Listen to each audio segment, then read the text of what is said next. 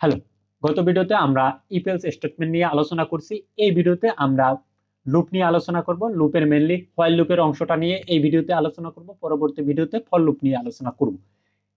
এখন আসি যে লুপ জিনিসটা কি এবং লুপ কেন আমরা ব্যবহার করি। লুপ ব্যবহার করা হয় একই কাজ একাধিকবার করার জন্য আমরা লুপ ব্যবহার করি।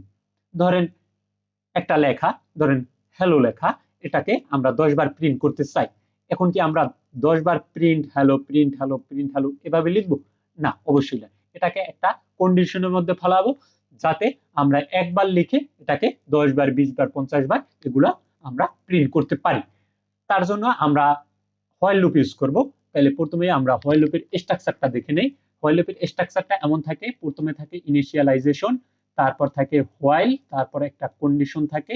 এই কন্ডিশনটা যদি সত্যি হয় তাহলে পরবর্তীতে যে কোড লেখা থাকে ওই কোডের কাজটা করে তারপর হচ্ছে কি এই যে ইনিশিয়ালাইজেশন করছিলাম ভ্যালুটা, ওই ভ্যালুটাকে কি আপডেট করা হয়।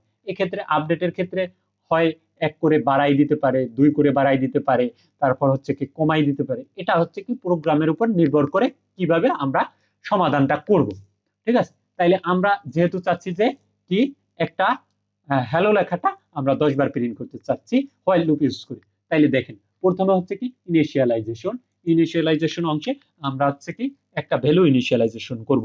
এর জন্য একটা ভেরিয়েবল নেই আই, আই ইকুয়াল টু ধরেন 1। তাহলে কি আই ইকুয়াল টু 1 ইনিশিয়ালাইজেশন করা হয়ে গেল। এরপর হচ্ছে কি একটা কন্ডিশন দেব। এখন কন্ডিশনটা দেব হচ্ছে কি আমাদের সমস্যাটা কি সেই অনুসারে। আমাদের সমস্যাটা হচ্ছে কি একটা লেখা 10 বার প্রিন্ট করতে হবে। তাইলে কি লিখতে হবে?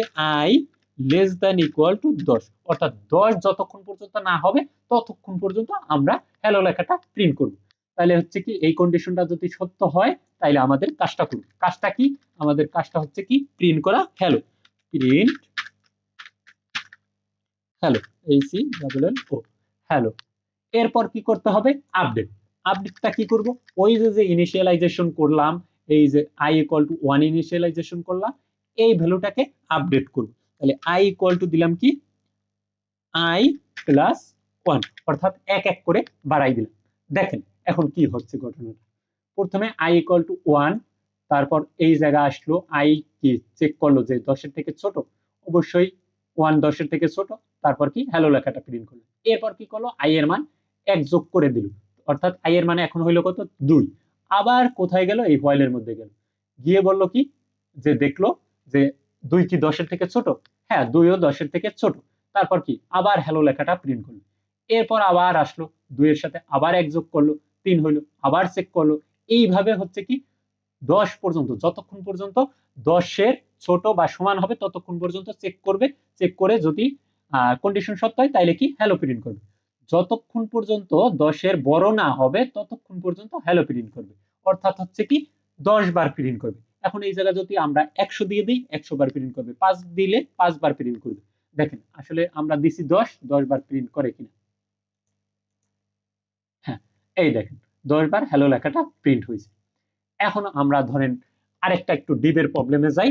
সেটা হচ্ছে যে আমরা যদি চাই যে 1 থেকে 100 পর্যন্ত জোড় সংখ্যাগুলো প্রিন্ট করব। এখন আসি জোড় সংখ্যাগুলো প্রিন্ট করার জন্য আমাদের আলাদা একটা কন্ডিশন দিতে হবে। সেটা হচ্ছে কি কিভাবে আমরা চিনবো যে জোড় কোনটা বিজোড় কোনটা। জোড় কিভাবে হয়?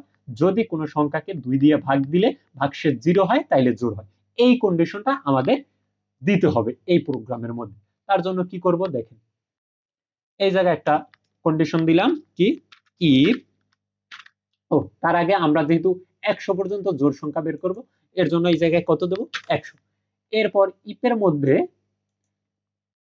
মধ্যে দেব ইফ আই মডুলাস 2 ইকুয়াল 0, অর্থাৎ আই আই কে, অর্থাৎ ওই সংখ্যাটাকে যদি 2 দিয়ে ভাগ দিয়ে 0 হয় তাইলেই হচ্ছে কি প্রিন্ট করে দেবে। কাকে প্রিন্ট করবে? আই কে প্রিন্ট আই, অর্থাৎ যখন আই কে 2 দিয়ে ভাগ দিয়ে 0 হবে তখন আই কে প্রিন্ট করবে। এরপর হচ্ছে কি আই এর মান কি একবার আই দেবে, তারপর আবার চেক করবে। দেখেন কি ঘটে, এই দেখেন 2 4 6 8, মানে 100 পর্যন্ত জোড় সংখ্যাগুলো প্রিন্ট করছে। দেখেন প্রোগ্রামটা কিভাবে কাজ করছে। প্রোগ্রামটা মূলত হচ্ছে কি i equal to 1, পরে i চেক করছে 100 থেকে ছোট, হ্যাঁ ছোট, এরপর চেক করছে জোড় সংখ্যা কিনা। তাহলে 1 কে যদি 2 দিয়ে ভাগ দেই আমাদের কি ভাগফল কি 0 আসে? আসে না। এর জন্য কি i কে প্রিন্ট করে না, দেখেন 1 প্রিন্ট করে না।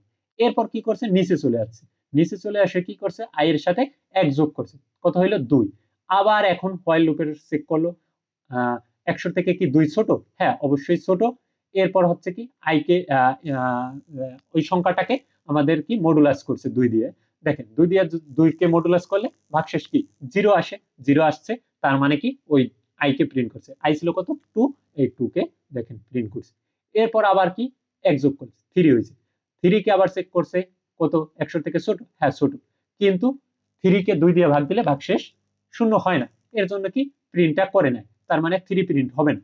এরপর হচ্ছে কি i আরেকটা যোগ হইলো, কত 3 এর সাথে 1 যোগ হয়ে গেল 4।